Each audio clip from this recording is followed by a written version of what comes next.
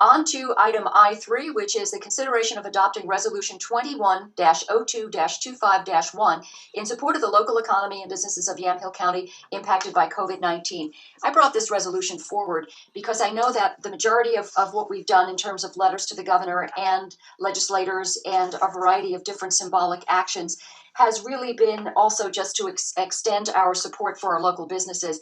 And what I was hoping in this resolution is that we would basically request the governor uphold her pledge to support and defend the U.S. and Oregon constitutions, and that she lift orders restricting our businesses, and that she considers all businesses essential, because the businesses that are either shuttering or struggling now, they're pretty essential when it comes to supporting their families. And I would like to call out a specific part of this resolution, which asks the governor to direct state agencies, that's OHA, that's OLCC, that's Oregon OSHA, to limit their citations to those infractions of policies that were in place prior to the COVID-19 directives. So in other words, when you're hearing about businesses that are receiving fines or in any other way citations, that we look at those and sort of roll those back to prior to the COVID-19 directives. And also, part of this resolution encourages our legislative representatives to support amendments to the Oregon Constitution, which would limit the governor's, any governor, past, present, future, I guess, any governor's authority to restrict our freedoms under the auspices of these prolonged declarations of emergency. Because I think we know that not all states allow governors to have such broad emergency powers. We're looking at a year now where we have had these restrictions in place. So I would just open it up for discussion, and you have the resolution in front of you, and you've had an opportunity to read it. So your input and your thoughts. Thank you. Comments overall on the resolution? To me, the most important thing here is that we are supporting our businesses. We see that our businesses have been restricted to 25% capacity. The resolution talks about this violating the Fifth Amendment, in that no person can be deprived of his property without due compensation, and that they have been considered non-essential, and certain businesses like restaurants and gyms and bars. So that's really what was behind that, that we take a look at how we can support our businesses by encouraging the governor to pull back on some of these. Commissioner Kula? So you had mentioned essential, and then you related it to the Fifth Amendment for businesses. And I'm wondering about what exactly the connection is there of non-essential and essential to the Fifth Amendment specifically. Thank you for that. If you look at the resolution where it talks about Article 1, Section 18 of the Constitution, says that private property should not be taken for private use, nor the particular services of any man demanded without just compensation. In no case, in the case of the state, without first compensation and first assessed and tendered. When the governor deemed a number of businesses non-essential, these were businesses that were many ways substantially not too much different than other businesses that were allowed to stay open. And she has placed significant restrictions on the bars and the restaurants and the athletic clubs. So in terms of a Fifth Amendment taking, whereas their property, their ability to do business has been restricted, there's that takings, and that some businesses were deemed non-essential. So there's that takings component as it relates to businesses that were told they're not essential and therefore can't operate. Okay, thank you. Essential businesses that lost business or lost income because of restrictions, do they have a standing then as well? I'm just kind of confused about, I've read the executive orders. I just don't know, like, what are businesses that are deemed essential? And I know that a lot of businesses had restrictions placed upon them. So the focus on making all businesses essential, I'm confused about the connection there. Well, the connection is that we have had arbitrary decisions made about what businesses are considered non-essential. So, for instance, we have a liquor store that's able to stay open, essential. We have supermarkets that are considered essential. We have restaurants that are considered non-essential. And so the impacts to those in terms of dining being restricted or forbidden indoors, if you look at places where restaurants are the only place that our seniors are getting their meals, those restaurants close down. That's another avenue for folks who are typically not able to access that their meals there. So by telling you that your business is non-essential and closing it down, you've been restricted from basically, operating. Okay, so then I guess, but essential businesses were also restricted. So are we asking or demanding that they also be provided compensation? Well, let me go back to the essential, non-essential. So let's take a look at grocery stores and malls and retail outlets. Their their capacity has not been restricted by and large. So in other words, they are able to operate. They have mask requirements and things like that. But those businesses have been able to operate going forward. The bars and the restaurants and businesses like that, the gyms, have not been able to operate. And so those, when you say independently owned, meaning that they are owned by someone whose business that is. So that is virtually, all businesses. My understanding is that almost all businesses that interact with the public have been affected at some degree by the coronavirus or the coronavirus restrictions. Is that not something that you would acknowledge? I think that it would be safe to say that all businesses have been impacted by the restrictions, but not all businesses have shared equally in the burden of those restrictions. And to wit, we would discuss the gymnasiums and to restaurants who many of them have had to close, catering businesses. So they have had to bear an unequal burden because they were determined not to be essential. So, for instance, Fred Meyer and Safeway, they're not really in any way, shape, or form losing out on revenue, but the businesses on 3rd Street in McMinnville are, because they can only do takeout. Okay, so but there and so the, are you trying to connect businesses that are independently owned with being having a greater burden on them than businesses that aren't independently owned? And what do you mean by independently owned versus not? I'm still not tracking that in terms of this document. So is that if that's a sticking point, we can take out the word independently owned if that would get you to a place where you could support this. Because the distinction here is really about declaring a business non-essential and, in effect, rendering it unable to operate. Okay, so then thank you, Commissioner Burchard. Do you mind if I should just let you? No, go ahead. Ask my question later. Oh, okay. No, go ahead. Okay. Commissioner Cool, I was just trying to get in the queue when you were done. So, do you want to proceed? You're figuring that one out. Are you okay, sure? So what I will do is I will just ask one more thing. Okay, sounds good. So based upon what I'm seeing in this proposed, resolution, is that you're asking, or we're stating in it that all businesses be declared essential. And what I would like to know is what, for the purposes of this resolution, does that mean? Okay, that's a great question. So let's talk about what businesses were allowed to stay open and what businesses were closed. So we have marijuana retailers have been allowed to stay open. We have liquor stores that have been allowed to stay open. Gyms and restaurants, schools have been otherwise impacted. So although these keep changing in terms of who's allowed to open and under what circumstances, if you declare all businesses essential, it is essential to the businesses themselves that they remain open, because no business is non-essential. For me, I would say, for instance, that a liquor store is not essential, nor is a marijuana retailer in terms of just sustaining life.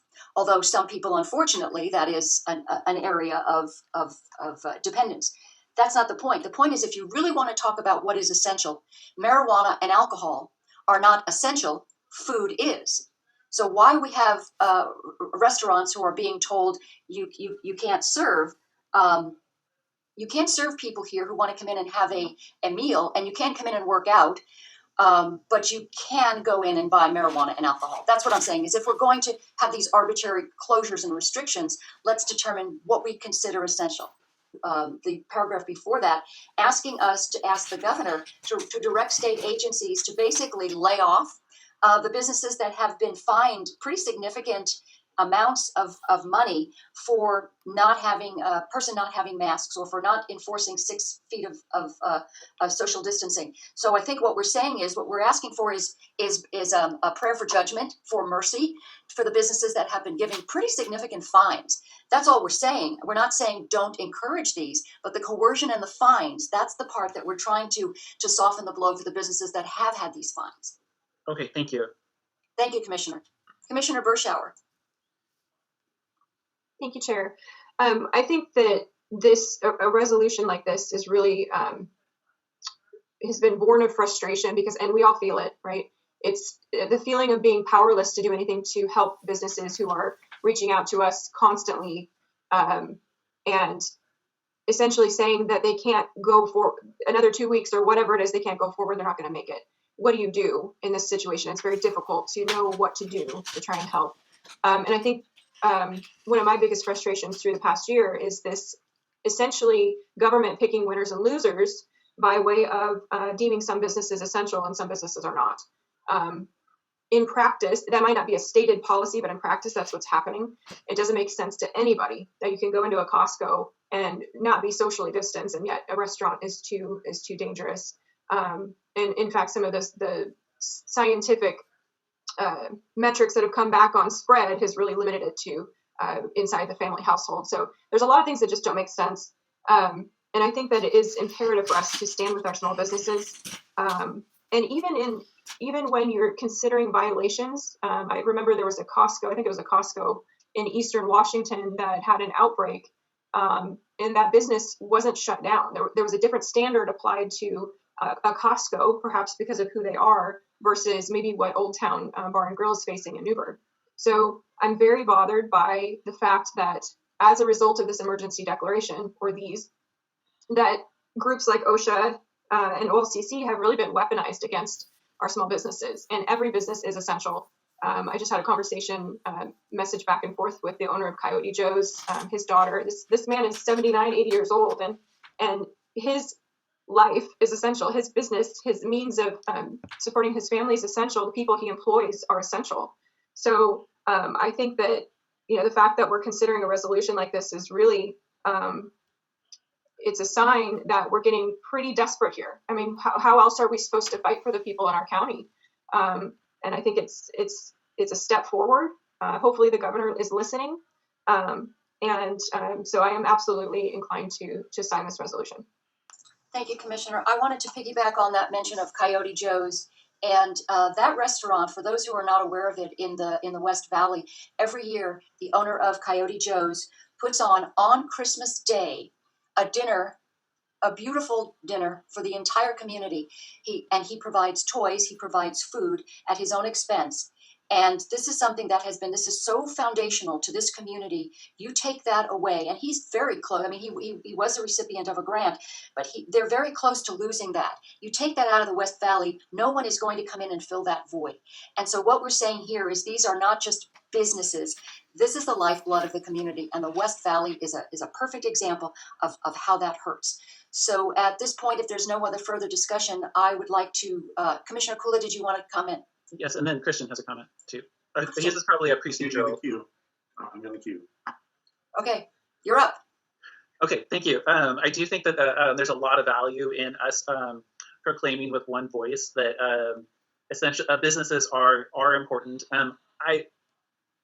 There are so many definitions of what an essential business is that I hesitate to pile on to that, especially because you're leaving out right now some businesses from being deemed essential. So I just want to, but what I would love to do is have a statement together where we say that the businesses and the people that they employ and the people that they serve in our community are all important. Maybe even add the word essential there, and that they should all be held to the same standards.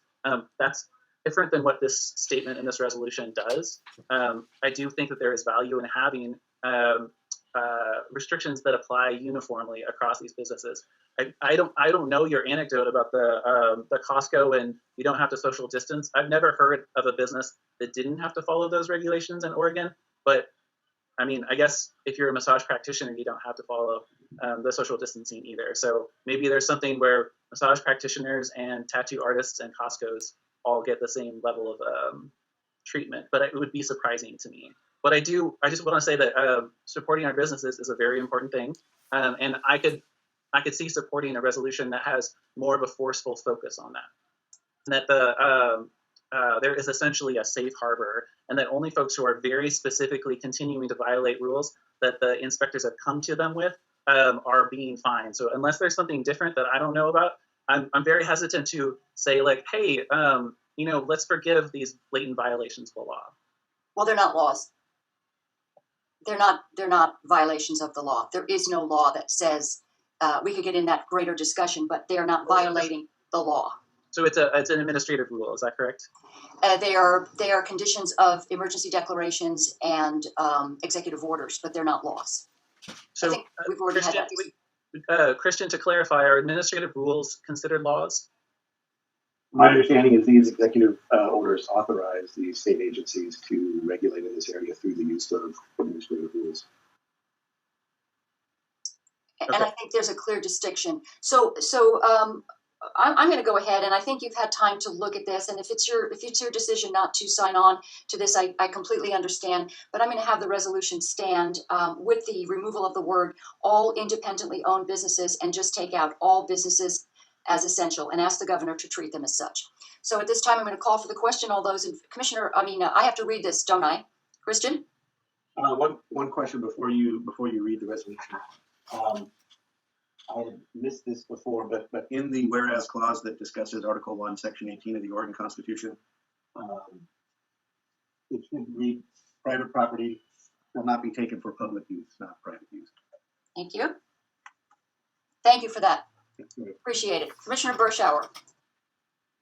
Chair, I just wanted to make a point that I believe the governor just extended the emergency order that was set to expire on March 3rd. So there is seemingly no end to these extensions of emergency orders. So I think this is even more of an important discussion at this point. Yes, and those are going to be extended for 60 days, my understanding is. Thank you. It's just to have these resolutions read into the record. All right. So at this time, I'll read the Resolution 21-02-25-1 in the matter of a resolution in support of the local economy and businesses of Yamhill County impacted by COVID-19. I should put COVID-19 restrictions. Whereas on March 8th, 2020, the governor issued a declaration of emergency to facilitate the state's response to the COVID-19 pandemic, and since that date has issued 23 emergency directives. And whereas the 14th Amendment to the U.S. Constitution declares no state shall make or enforce any law which shall abridge the privileges or immunities of citizens of the United States. And whereas Article 1, Section 18, Oregon Constitution declares private property should not be taken for public use, nor the particular services of any man demanded without just compensation, nor except in the case of the state, without such compensation first assessed and tendered. And whereas the governor deemed within her power and discretion to classify many businesses as non-essential, despite many of these businesses being substantially the same as others classified as essential. And whereas we assert the governor's orders that businesses be closed or restricted to 25% capacity violates the Fifth Amendment right that declares no citizen can be deprived of his property without, quote, due process of law. And whereas the governor has placed significant restrictions on bars, restaurants, athletic clubs, and related businesses, and whereas to date, Yamhill County health officials, aided by the continued trust and diligence of Yamhill County residents, have managed outbreaks of COVID-19 without overwhelming hospital capacity. And whereas a current shutdown policies have caused societal, emotional, and economic harm. Now, therefore, be it resolved that the Yamhill County Board of Commissioners calls on the governor to uphold her solemn pledge to support, protect, and defend the U.S. and Oregon constitutions, and request that she lift orders restricting our local businesses and limiting the size of peaceful gatherings. And be it further resolved that the Yamhill County Board of Commissioners considers all businesses essential and asks the governor to treat them as such. And be it further resolved that the Yamhill County Board of Commissioners calls on the governor to direct state agencies, including Oregon Health Authority, Oregon Occupational Health and Safety, and Oregon Liquor Control Commission to limit their citations to those infractions in place prior to COVID-19 directives. And be it further resolved that the Yamhill County Board of Commissioners urges residents and citizens to follow COVID-19 mitigation best practices and measures under the auspices of being self-governing and committed to protecting our well-being and that of our neighbors without coercion. And be it further resolved that the Yamhill County Board of Commissioners encourages our legislative representatives to aggressively support amendments to the Oregon revised statutes that would limit any governor's authority to restrict our freedoms under the auspices of a declared and prolonged declaration of emergency, dated this 25th day of February 2021. Do we have a motion to approve? All those in favor? Yeah, go ahead. Chair, I make a motion to approve item I3. Motion to approve item I3. Any further discussion? All those in favor signify by saying aye. Aye. All those opposed, same sign. Aye. Thank you, commissioners. Motion passes.